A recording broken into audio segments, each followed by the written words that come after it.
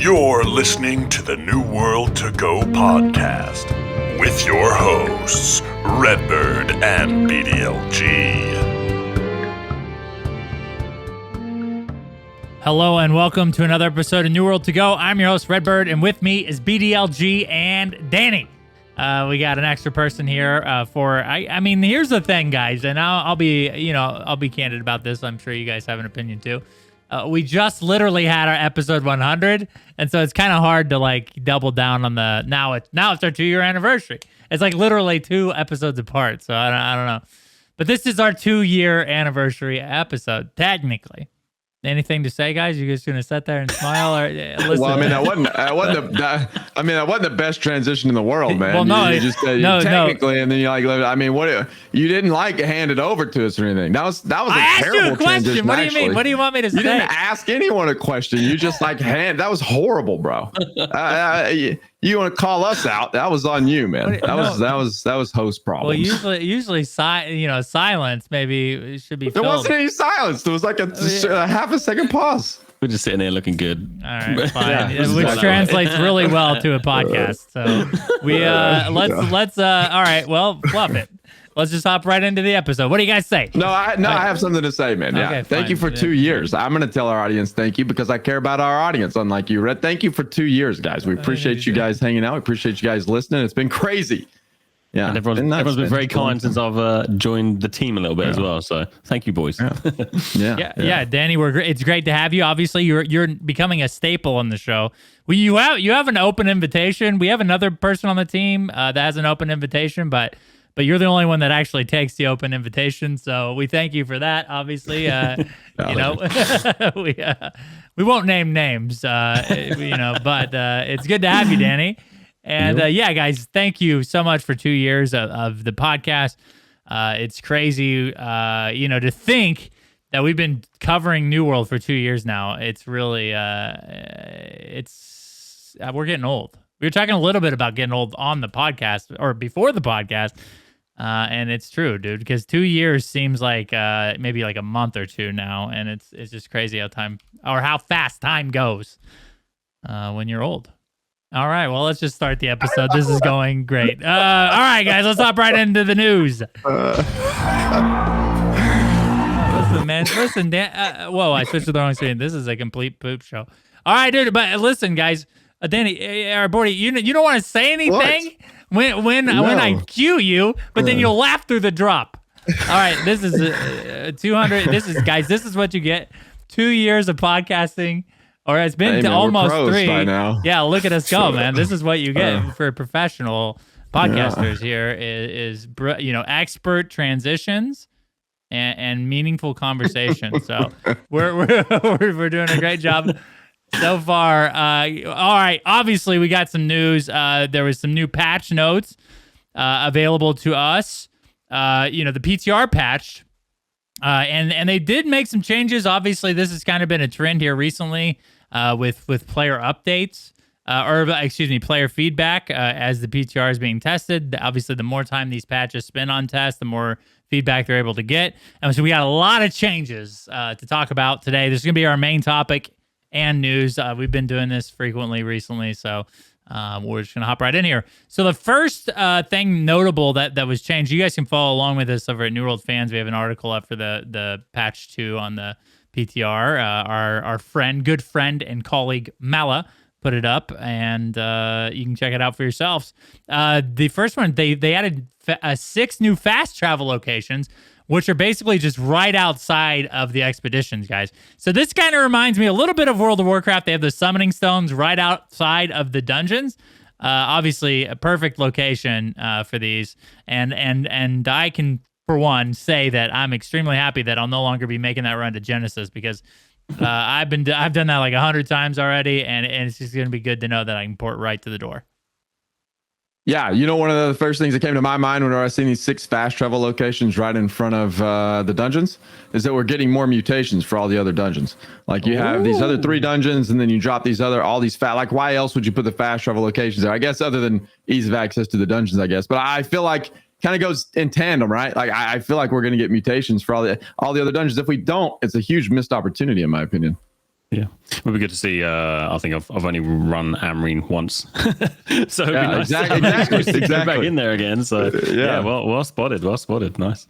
Yeah. So one of the things I think is interesting to talk about too, with on the topic of the 6 mutations, is this how quick are we going to get those? Is it going to be like? Do you think it's going to be because February they've already mentioned about like updating patch notes and everything like that. But how how soon do you think we're going to get these mutations? Are they going to trickle them out? Is it going to be like, well, in March they'll give the other 3, or maybe even sometimes in January they're going to roll out another one? It'll be interesting to see the pacing on that. Yeah, I will. I have no idea, man. I hope sooner than later. Like, I really hope what happens is that in February we do get like the big balance pass that they were talking about, because the game desperately needs it. Danneh and I were talking just before the stream before the podcast about how the performance is, about how bad it feels right now to play melee. Actually, it's just not in a great spot. There's a lot of desync going on in Outpost Rush. When it works, it's great and it's a lot of fun, but right now things are not working properly at all. There's balance issues, there's performance issues. So I hope in February they spend all their time working on that stuff and then start adding them after. I'd be 100% okay with that. Get mutations in, get us some balance stuff, and then add more mutations after that. And then maybe like in April or something, maybe we'll get like Brimstone Sands or something like that. That'd be dope. Ooh, that would be nice. I think the mutations I think are definitely a great addition to the game, but for me the core of it is running around open world and having some good interaction with people. Sometimes it's 60-70 people, sometimes it's 2, so those big interactions and just the general performance would be nice to be fixed. And I'm still a great axe player at heart, and I'm charging through people sometimes and things like that, and it's just a little bit frustrating. So if they can stay true of their February update, and kind of work on the performance and a few bugs here and there. I know in this patch already they're working on things as we go, but get some of those core issues sorted would be epic. And then boom, let's have the rest of the mutations. There's no rush on that. Just fix the core stuff would be wonderful. It's truly wonderful. Yeah, and they did do some bug fixing with this patch as well. Have you guys had an opportunity to try out the PvP, like the Outpost Rush or anything in the PTR yet? I haven't really got in there to test out to see if there's any improvement in like in desync and stuff like that. I tried to queue up for PTR, our Outpost Rush in the PTR, and I couldn't get in a queue. I guess it wasn't enough people wanting to queue. Everyone is testing the mutations and everything else. Nobody wants to jump in there and really do like OPR. So I tried to get in there and do it, but I wasn't successful. Yes. So on the topic of Outpost Rush, they did change the cost of brutes for everybody. I guess, brutes seem to be this like just general consensus across the board hated thing in Outpost Rush, but they did change the cost of them. They cost more, and I think, I don't know, man. The brutes are better now that they don't do the like AOE pull. But there's still those meatballs through the doorways, and then them like literally having like no leash. I've had one chase me from Sun, the middle outpost, to the Baron, like literally to the door of Baron. I mean, these guys run all over the map. But at least they cost more now, right? A little bit better. Yeah, and I think they're nerfing the meatball that they throw too, right? Did you say that part? I don't know if you said that or not. I did not. I wasn't really listening to what you were saying, Red. You were rambling on. Yeah, I'm just kidding, man. I'm just kidding. Because you never catch a queue, so I believe it. Yeah, they did nerf the meatball too, so that's nice. So last night I was playing some Outpost Rush, and I got hit by that thing 6 times in a row. It just kept rolling it through there. There was no pause at all. It rolled it. I don't know if it bugged out or what, but it rolled it over and over and over. And there was like 6 or 7 people sitting there, and we all got hit by the same thing. You know what would be awful. Sick? You know what would make brutes better, dude? Is if they had like a bowling screen, like like it was basically like it showed like how the brute was bowling that match. Yeah, how many pins it knocked down and how many strikes and stuff. That would make it a lot more interesting. I am glad they're changing some things with the brute, though. I see this trend and I see where it's going, and I feel like that it's heading in the direction of just at some point down the road that brutes are no longer going to be a thing in Outpost Rush. That's yeah. I can't imagine that. Just because of how well they are, like I don't know, nerfing and changing. But yeah, but nobody likes them. Yeah, everybody hates them.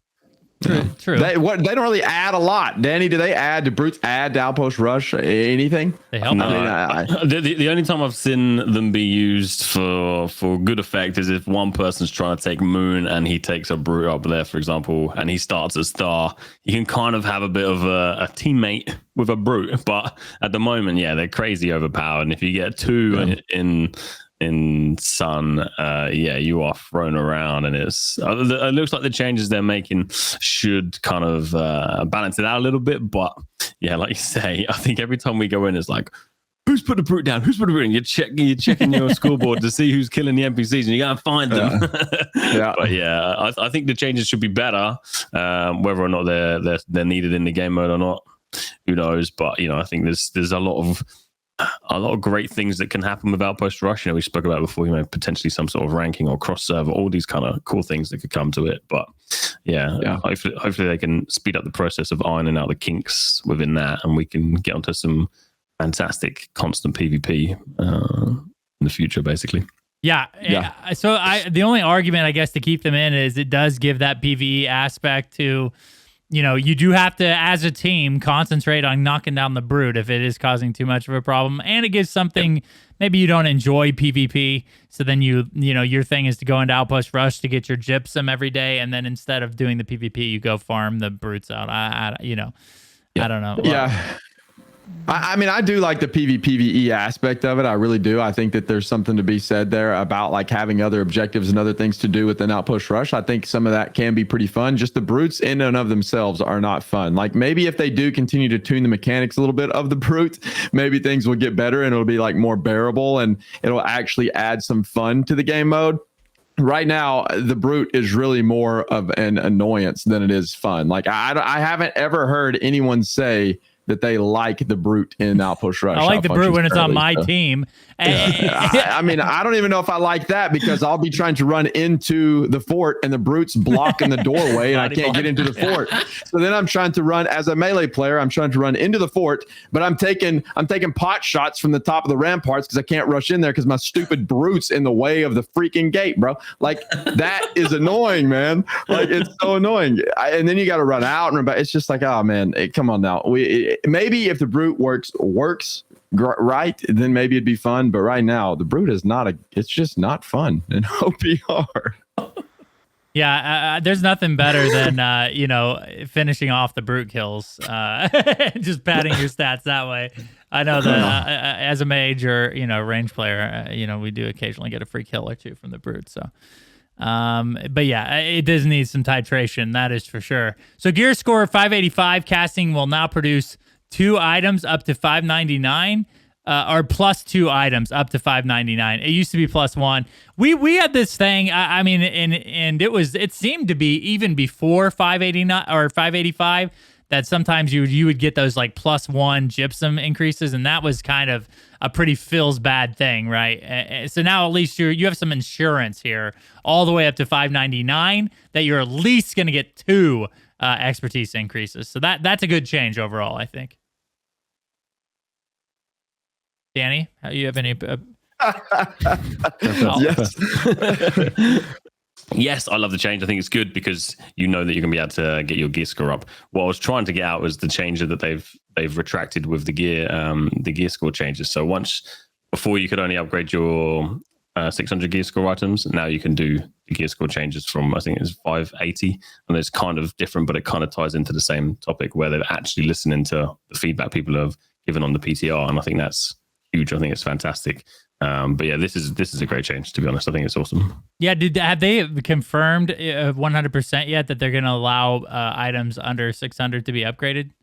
Yeah, so the forum posts and what the devs have said is gear score 590 to 599 can be upgraded with the Umbral shards now, which is awesome. Once it hits 600, you won't get an extra stat and it won't turn into a legendary. But if you're doing 5 gambles with your crafting and you get 4 that are bad, 1 that's great, potentially you get 2 perks on there that are fantastic, and you can still now level up this item to 625, which is in my opinion, brilliant. And that kind of ties into what we're talking about here. I know it's slightly off topic, but these kind of changes that they're making around the gear score, although a lot of us who are currently playing the game, whether we like it or not, it's happening. And I think for new people coming into the game, when they do, the system just makes sense. You know, you get your expertise and you get your gear score up to 600. And once you get there, I know you can push the limits to get up to 65. And I think the way they've got it working makes sense. Again, last thing is I'm not a huge fan of the time gating of everything, the dungeons and mutations and the casts and stuff, but it's in there, and I think the system is going to work. You know, moving forward in the future, it's going to be a great system. So I like that they've listened to the community and feedback people have given. You know, there's a little bit of a riot, but you know they've listened and they've made the changes. So it's brilliant. They're actually listening to people, and that's such a great part. Yeah. Yeah, and you make a good point about the being able to upgrade the 580 to 600 just for the new players, because at that once you hit the 600 expertise level, then you're forced to go out and get legendaries in every slot you have. The old system, anyways, you would be forced to get out legendaries in every slot you have before you could progress to 625. And so now this just makes sense to do it this way. Bordy, you have something to say? No, I was just going to say, I think we talked about that a little bit last week and about how it's kind of a forward-looking system with the Umbral Shards system. Like right now, it seems a little bit crazy because they're increasing gear score to 625, and a lot of people were writing about that situation. But if you look forward, like being forward-looking, it's almost like they've laid the groundwork for the end game for now until the very like foreseeable future, you know. And that happened really early on in the game's life cycle, which I think is pretty cool. And I think that overall, like over time, it could serve the game well to have this Umbral Shard system in the game. We'll see. But as far as like the specific question goes, in terms of like increasing by 1 or 2, it does feel real bad whenever you get a Gypsum cast. It increases your expertise by 1. So I, for one, am incredibly excited that they made the minimum 2, which is what it was supposed to be to begin with, if we're being real honest. Back in the day, whenever they implemented this, they said it was going to be 2 to 10, I think, or 2 to 5, maybe. One of those 2 to 5, I think. And then there was like a lot of 1s. The first like 3 casts I opened, I got +1s, and I was a little frustrated about that. So I'm glad that we're getting +2s at least moving forward. Yeah, it'll help the players until 599. And yeah. Just want to put that out there. So again, technically, I don't know how 598 works. Do you guys? I mean, that's the thing is like, I think 598, you probably have a chance to get a 1 or a 2, would be my guess. Until you push it up to 600, and then obviously after 600, you can no longer use Gypsum. Then you have to switch over to Umbral Shards. See, because in a video me and Danneh just did, we did say 6. So look at us, we're geniuses. We foresaw that problem. 6 casts, right? Yeah, 6 casts for each slot to guarantee. But it may only to guarantee it. It may only take 5 though. Yeah, but then you have Gypsum. Then you get Gypsum, and you get to upgrade your gear immediately. True. Yeah, so might as well save 6. Yeah, true. We'll obviously watch the video. That will go in. We go into in depth on what to do once you're 600 with your Gypsum cast. So definitely go do that. If it's up now, we don't know. When you see the video, hit the subscription button, the notification bell, and then when that video goes live, if it's not already live when you're watching this, then you can watch the video. How about that? Fantastic plug, dude. I'll make another one. Speaking of cooldowns, we do have a cooldown tracker over at newworldfans.com now. Hey guys, anything you guys want to plug right now? Let's just get it out of the way. This is the mid roll right here, dude. Newworldmap.com. We update that every day. Anything else? Yeah, there's an armoring guide that just went up on newworldfans.com. We're all 3 Twitch streamers. We go follow our streams. We got some exciting stuff along the coming in the future. So yeah, check all that stuff out. All right, now that was your sponsored content of the stream, and then we'll just go right back to talking about the next thing that's going to happen. Unless you guys have more to talk about the Gypsum cast, the 585 up increase. Housing tax exchanges, dude. This is one that makes me sad. I'm not gonna lie. Yeah, the housing tax change is the 90% reduction is gonna be gone. Listen. Yeah, man. I'm sad about that. I might have to sell a house at this point. With all, I bought I made some big purchases here, boys. When we were getting reduced taxes. I may have bought us a couple tier 3 houses, and now I'm going to be paying for that royally. I've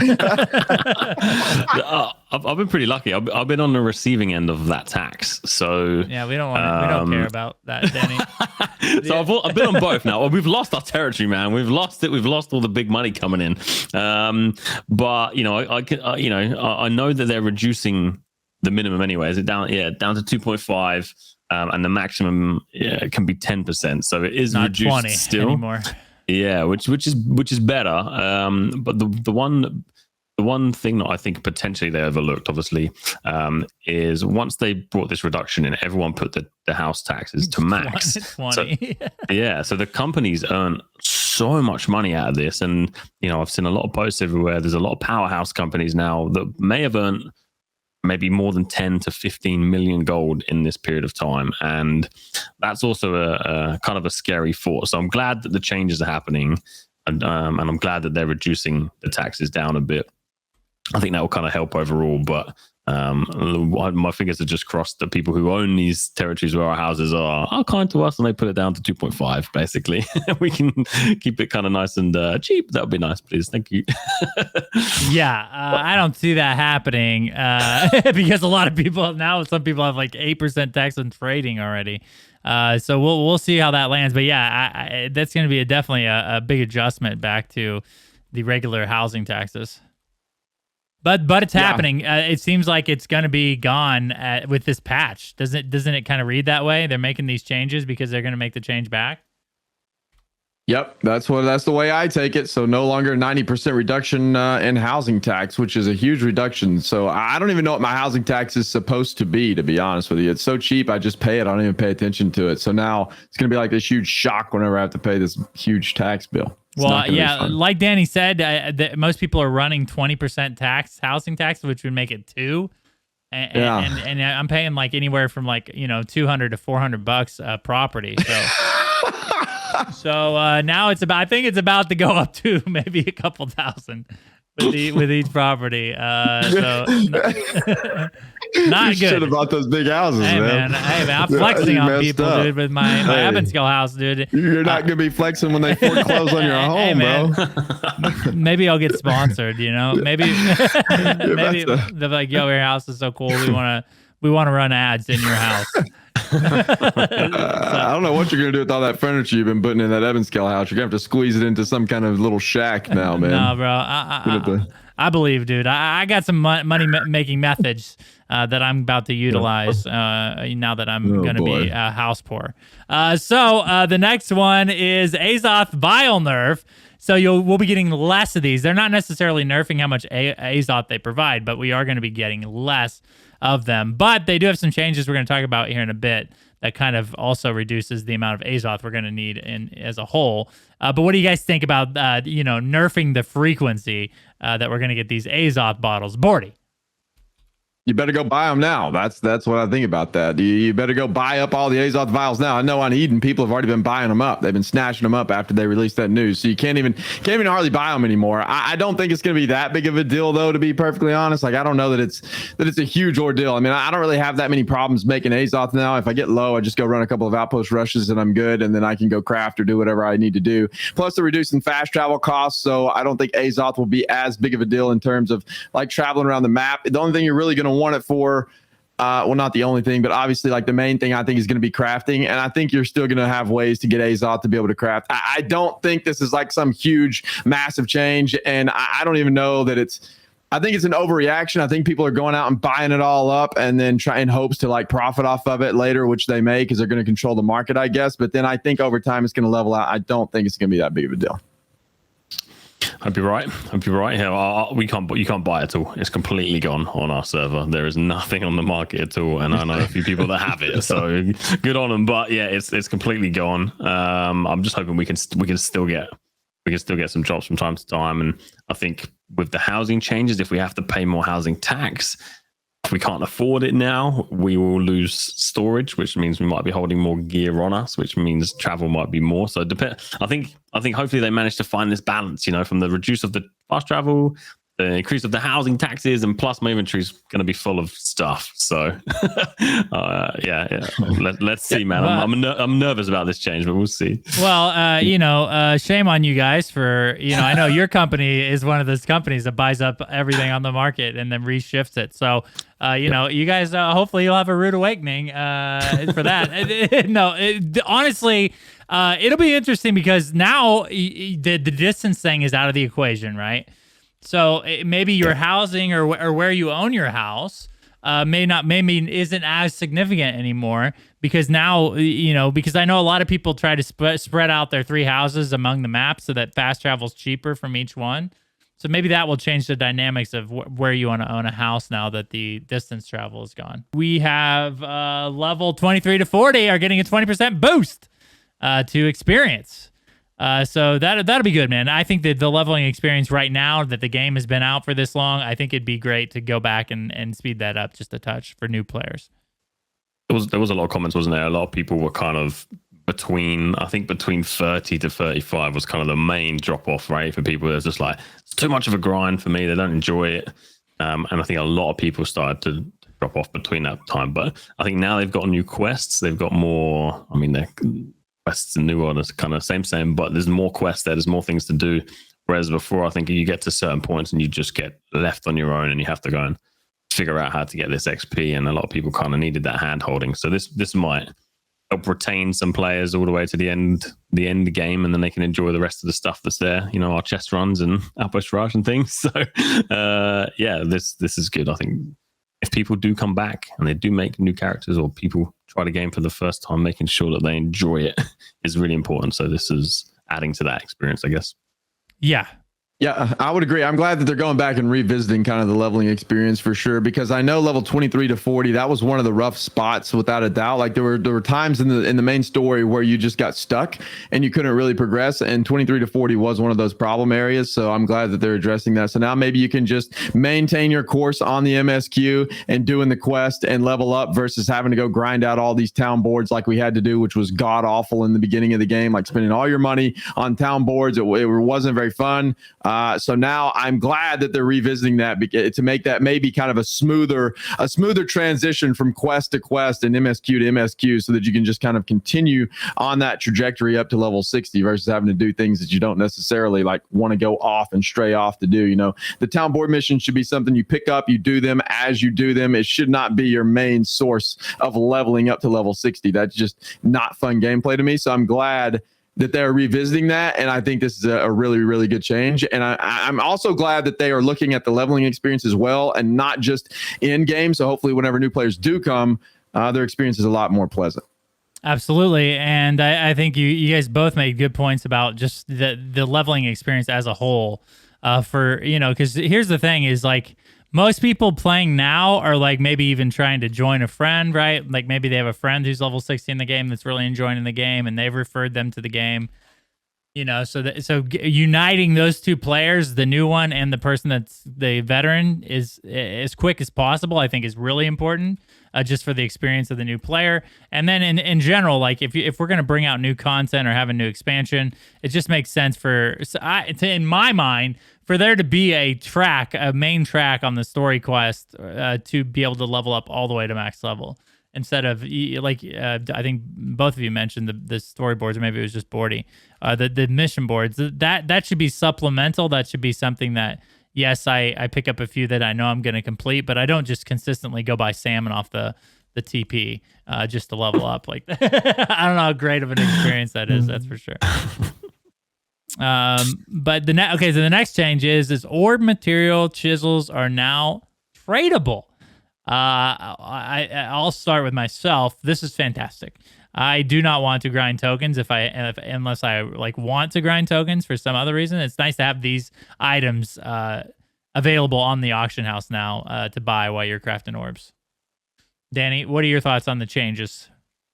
I like it. I do like it. I think it's going to be great. I think this kind of ties into everything else for me. You know, if I've got any money left from my housing taxes, that's great. So I can buy some of these materials. You know, you're not. We know you're not poor, Danneh. Listen, man. I'm speaking for the people. Okay, for the people. All right, for the people. No, I think it's a great change, and you know, it's another source of income. So if I do have time to play, I can do some portal trains. I can do the faction missions, and now I can profit off doing these exercises as well, rather than just putting it in my inventory and waiting for my cooldowns on my orbs. So I think this is a good change. Again, I don't know how it's going to affect the market. It'll be interesting to see how much they start to trade for. Yeah. But yeah, this is cool. I think it's great. Yeah, I think so too. I don't have a lot to add there, man. I got a question for you guys. What? How long until we see the actual tuning orbs being sold on the trading post? Because right now people sell them in general chat all the time. So why not just, make these a tradable item? You guys got any opposition of that there? You think we're heading down that direction or no?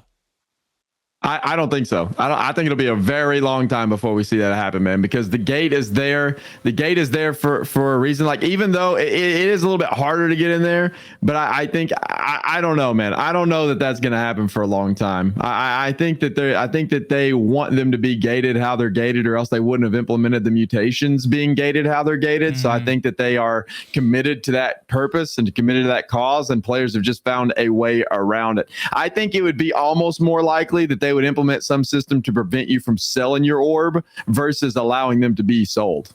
That's just my 2 cents. Which Possibly. Would suck. I hope they don't do that. That would suck, because right now I get to run as many as I want a week, which is how, in my opinion, it should be anyway. I mean, you guys already know I've voiced my opinion about the tuning orb system multiple times. I don't like it, but I think I don't think we'll see them getting sold. I don't.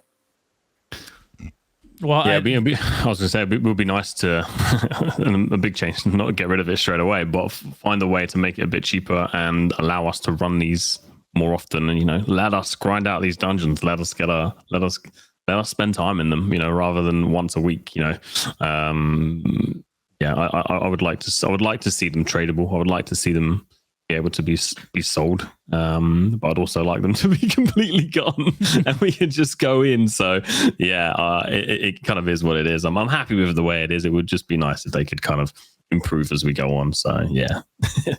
Yeah, well, the thing is like they would literally have to stop gold trading to stop them from being sold, as long as you go in, right? I know a lot of people will just like let you in the door and then leave. But a majority of the people, I think, are the ones that like sell the remaining 4 slots, right? So rather than running it with people they know, they just say, "Hey, come join me and carry me basically through the Lazarus run for 2K a slot or whatever." Yeah, and I don't know how they would stop it. I just think it'd be more likely that they try to implement some kind of gate there before they allow them to be right out sold. Yeah, I don't want to put any ideas in their mind for them to further restrict. So let's not even. If they do that, the entire player base is going to tilt for sure, because people don't already like the orbs. I'm just saying, I feel like they're already committed to the orb direction. Like, I don't feel like they're gonna. I don't know, man. I wouldn't mind if they were slowly just making sold it outright. better. Like, they are, and I wouldn't mind if they were sold outright. Like, you could post your orb, but you could just craft your orb, post it for 10K, and then somebody buy it, but then I mean, that would be fine. I wouldn't mind it at all. I think that'd be better than it is now buying I don't know. I kind of like buying a slot because I don't have to buy the whole orb too, so it's kind of nice. Yeah, true. But then you could sell your slots once you buy the orb. Yeah, but I guess it's the same cycle as it is now. Except for you can buy if you really want one. Easier, you don't have to go through some random guy in general chat that might G kick you or whatever. I don't know. One of the other things that happened yet, thank goodness. Yeah, I haven't really either. Surprisingly, it's just basically you wait. You don't. Here's the trick: don't pay until you get in. But even then, I don't know what you do if you get kicked out of the group inside of the dungeon. I can imagine. I haven't done that yet either.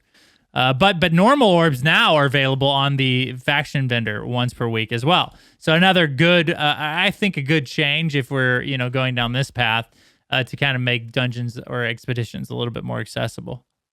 Yeah, I'm a little confused about this though. Like, this is something I haven't been able to test at all on the PTR. So does that mean if you craft an orb, like if you craft a Lazarus orb, because they're gated to be crafted 1 week, if you craft one of those and then you buy one from the faction vendor, can you get 2 a week? I guess. Yeah. Yep. But now it's And 2 and 2. I just think like Genesis and mutations Lazarus. work? You can craft 2, and then you can buy 1 from the faction vendor. So you can technically run a 3 a week on your own source of orbs. Yeah. 3 what a week? 3 Lazarus and 3 Genesis, the regular ones. You can run them 3 times a week. Genesis you can craft once a day though, right? No, I think it's What? I thought Genesis was 24-hour craft timer for the orb, and Lazarus was a week.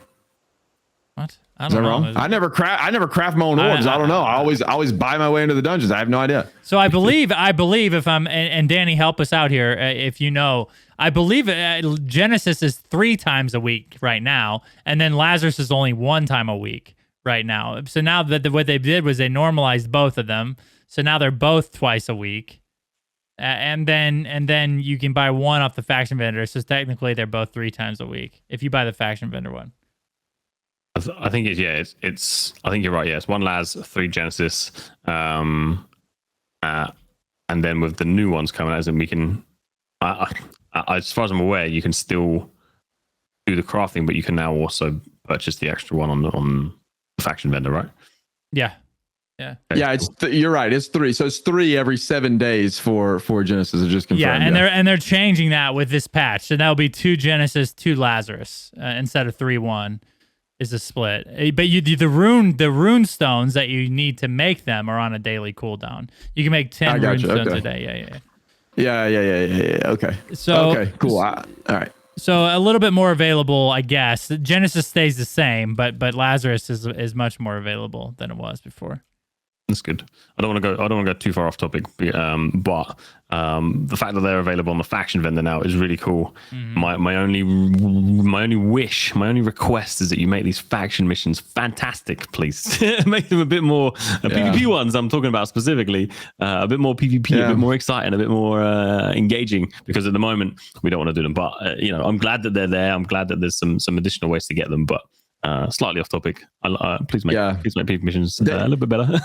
They did try a while ago, and I'm going to die on this hill right here. What I'm about to say, this is my idea, and I wish that they would implement this in the game. I'm going to die on this hill, man. All right, man. Danny, are you open for co-hosting a podcast? Just in case he does die on that hill, because no. Listen, just hear it out, okay? I think that in the game, instead of having faction missions, all right, let's take the PvP faction missions out, or leave them in maybe for certain purposes. But I think instead of undermining a territory through the way that it is now, I think having a lattice system like ESO per territory would be freaking dope.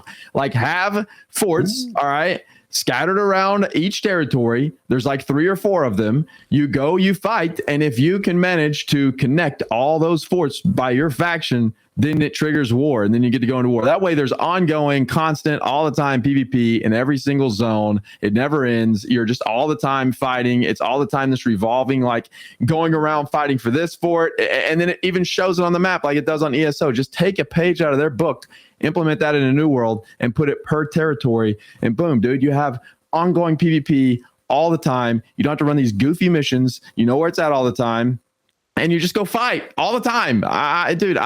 I would love that, man. I think it'd be awesome. But there doesn't seem to be a negative to that. There doesn't seem to be a negative. At the moment, the only negative for PvP missions is you got to just run to a spot, pick up something, it's boring. Drop something off, and then go back to town, and you got to do that 100 times. This, if the team doesn't want to defend it, fine. They just they let the enemies get the war. Boom, they're in war, and it's fine.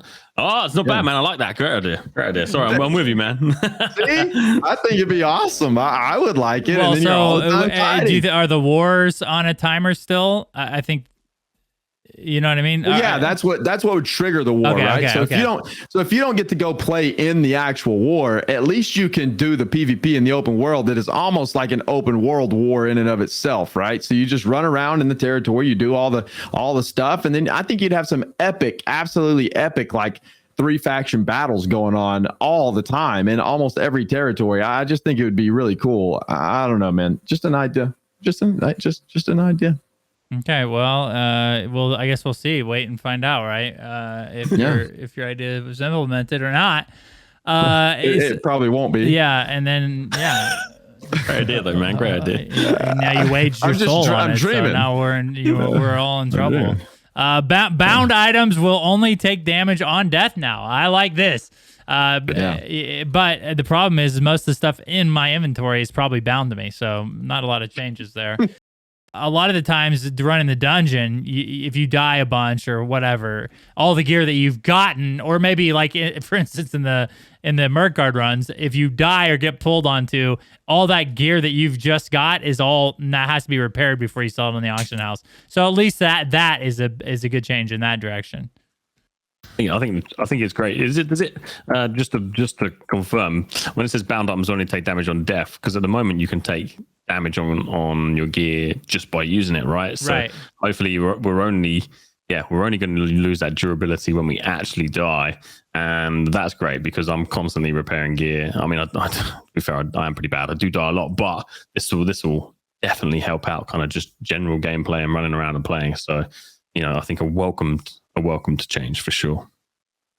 Yeah, I would agree. I think it's a great change. One of the things that, or the last thing I guess that they changed is the corrupted breaches will now show on your maps again, which is just a quality of life thing. Yeah, right now. Yay! Thank goodness, man. I got designated the other day in my group. I was running portals and someone was like, hey, can somebody please ping where the portals are on the map because we don't have them. And I happen to have them up, right? Well, one time I accidentally pinged the wrong portal and the whole Zerg went this way. and 4 of our members, except for me, went this way. And they were tilted at me, bro. They all went to the wrong portal. They got separated from the train. They got real mad. I didn't mean to. It was an honest mistake, but I screwed them up pretty bad. Like, don't designate me as the pinger, man. Like, that's just not good. It's trolling. Yeah, so I'm glad they're coming back. Trolling the portal group. Yeah. No, it was definitely unintentional, but anyway, it was just funny. Well, boys, that's it. What do you guys think? This is gonna be the last patch before it actually goes live, or you think we got one more? I think a lot of people think that this patch is gonna go live when the winter update is over, which is on the 25th. You guys think we're gonna get it before that, or you think that's probably pretty correct? My only wish is that they just check, triple check, even if it takes an extra week or two. Don't rush this one. Get this one right. This is a huge patch, and I think getting this one out and not very buggy, minimal problems, could really give the community a boost that we need. Because I do feel, feelings are down. There's not much, even with this great patch coming around the corner. I don't think people are mega excited and mega happy. So there's a lot of kind of issues going on. So if they can deliver an awesome patch, even if it takes a couple of extra weeks, take your time, get it out right. But yeah, I think potentially by the end of the month, it would be nice to see it, but get it right before you deliver it. It'd be my only wish. Yeah, that'd be nice. Sorry, Cody, go ahead. No, I was just going to say they have been doing better at that now that they're keeping the patches on for, a couple weeks at a time on the PTR. Yeah, that's exactly what I was about to say. I was about to say, well, this has been on the PTR for, a good couple of weeks now, so hopefully it will be fine. But my prediction is the 25th as well. It just makes sense that whenever they drop the other event, that the new one comes up, and that's also on a Tuesday, which is typically when the big patches drop. So I would assume that it'll be on the 25th. It doesn't make sense for the winter event to still be going whenever they drop the patch, so I wouldn't imagine it'd be this week. I would say the 25th at the earliest, but I think that's a pretty good prediction. All right, so you heard it here first, guys. The patch on the 25th for sure, confirmed 100%. All right, well let's. I guess. Do you guys have anything else to say about the patch or the mutations in general? This might be the last time we talk about it on the podcast before we actually get to play them, but I guess we time will tell, right? Yeah, I think yeah, like I say, the change will be good. Excited for them. I'm excited to see them in live and give my new gear that I've bought a good test run in these mutations. Yeah, excited. Yeah, I'm excited. Honestly, I'm just excited because all the mutations that I've ran in the actual PTR, you get a butt ton of drops, and so I'm just ready to have the loot pinata, dude. I'm ready to just get a bunch of gold legendaries with every run. A bunch of umbral shards and just gonna be showered with strength focus fire staffs that I'll never use. That's what I'm really I was confused for a second. I was like, wait, what? No, I'm just saying, The occasional legendary drop that literally defies logic. Yeah, that's what I was talking about. But yeah, all right, guys. Well, that about does it. Bordy, once we hop over to the company of the week. So the company of the week is the Dying Vine Order. Dying Vine Order. Take it away, Bordy. Anytime, whenever you're ready. I am waiting on you, man. All right. So the Dying Vine Order, their region NA East, their server is O-Run, and their faction is Syndicate. Their focus is PVX. So it says they're a new world company that was founded by a console of experienced MMO players with combined 10,000 plus hours of playtime in games such as WoW. Dying Vine will be looking to turn its attention to New World, although their focus of their company is to own territory. There's a place for every type of player, from PvP to crafting or PvE. All roles are important to play a vital role to sustain the company. So if they're interested in if you are interested in joining, make sure you go check out the information that's going to be linked everywhere this podcast can be found down below. So go check them out. Dying Vine. They sound like a dope company. They said they're recruiting crafters, PvPers, PvEers, PvE leads, squad leaders, and content creators. So if you're interested in that or you fit any of those roles, go check them out. Yes, and thank you to Dying Vine for using New World fans to promote their site, and thank you to all our Patreons. You'll see your names after the episode. Real quick, at the end of the episode, I figured we'd just kind of talk about, covering New World for 2 years, and covering New Worlds for 2 years in the future. It's kind of crazy to think that, we covered the game for so long with not being able to play the game at all. So now we've had what would it be now, 3 months of the game, right? Or 4 months. I guess we're at the end of January. It'd be 4 months of having New World available. And Bordy, before this, I don't know, we talk a little bit about this sometimes, but maybe not always. Before this, we played Elder Scrolls Online. It was our first podcast, and when there was some PvP questions, we decided to hop over to New World, Bordy, and now here we are, dude. 2 years later, and we're playing New World.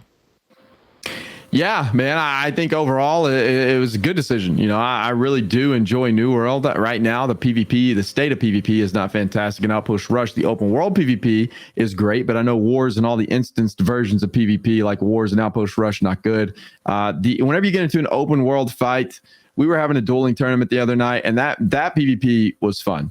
There wasn't any desync happening. It felt fluid. It felt really good. It was very nice. There's still some quirky things going on, like weapon swapping, and the buffering they added was a little bit weird.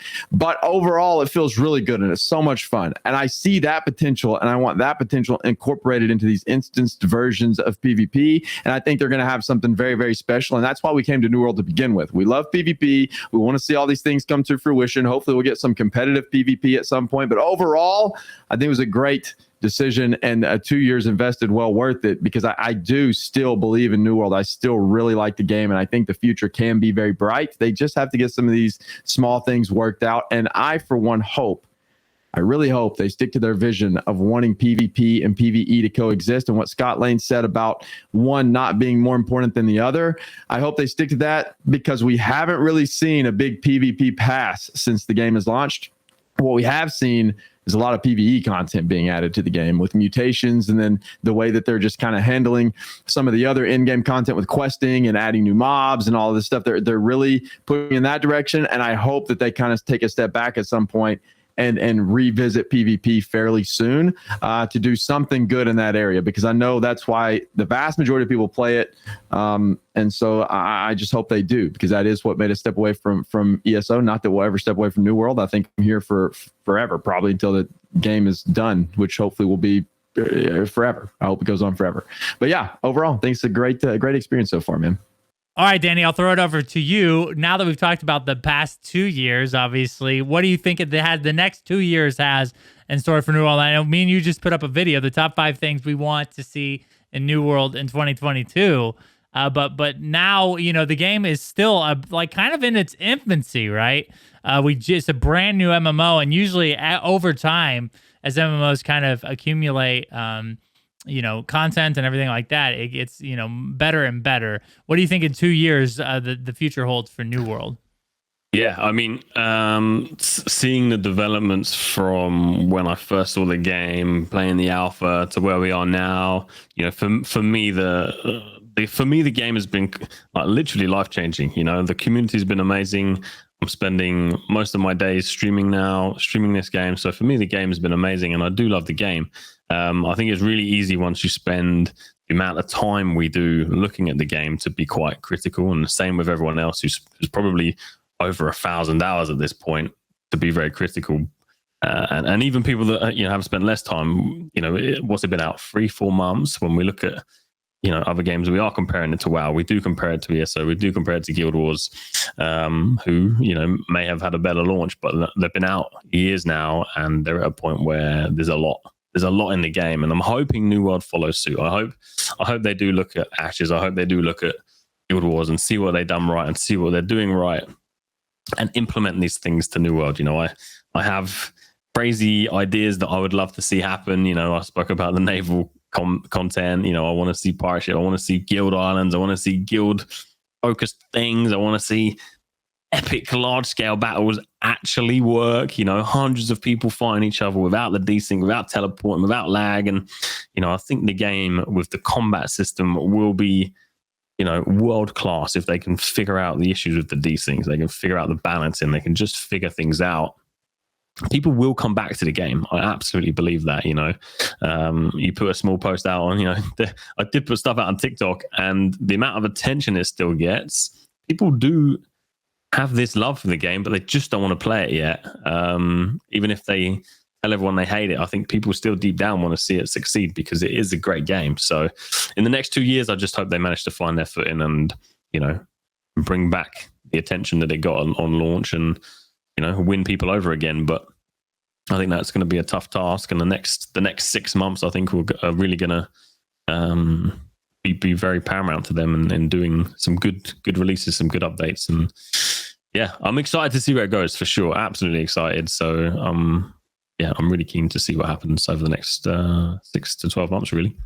Yes, same. I really do think, over the time we followed the game has changed so much. It's been insane. Thinking about, I was talking to Danneh about this prior to the podcast, but how much, I remember that the game getting delayed for a year, and my feelings, and Bordy, you were right there with me. We're kind of glad the game got delayed because we didn't feel like it was quite ready for launch, but at the same time, it's kind of daunting to think we'd be covering a game, a game that isn't playable for another year, because that, I think, was a big challenge from a content creator standpoint, is covering the game that it wasn't playable. And so, obviously it's a huge step forward to have the game playable and having to be able to cover the game in a live client aspect. And I really do, just the amount that the game has changed from 2 years to now. I really have high hopes for New World. Still really excited to see what they have in store in the near future. And I would be very surprised that if in 2 years New World wasn't still sitting at the top of the MMO space with the amount of content and quality of content that they provide. Because the core of this game is so good. And obviously, I think, we've said this a lot. It's only like a patch or two away from being like this great game that just, pulls people in to it for long-term periods of time. And I think, again, I would love to see in 6 months where the game is and how much it's changed from even now. Yeah, I agree. All right, guys. Well, it's been a crazy 2-year episode. These guys, I love having them on the podcast as much as editing and problems that they cause and just sheer pain in the side that BDLG is every episode, and now Danneh's becoming. The more and more times he's on the podcast, the worse it gets. But yeah, so, this is the real question. Is like, what is episode 400 going to look like? Or what is the 4-year episode? I mean, here's the thing. Bordy may not be alive because he just bet his life on something. And, me and Dan, these might edit down to like 5-minute podcasts after all the editing. So we'll see, guys. Stay tuned. If that's not a a plug or a promotion for ourselves. Just see how this devolves over time in the next 2 years. How if it goes on this pace, how bad we are at podcasting. It'll be fantastic to watch. Thanks for watching and listening, guys. We really appreciate it. And we'll see you on another episode of New World to Go.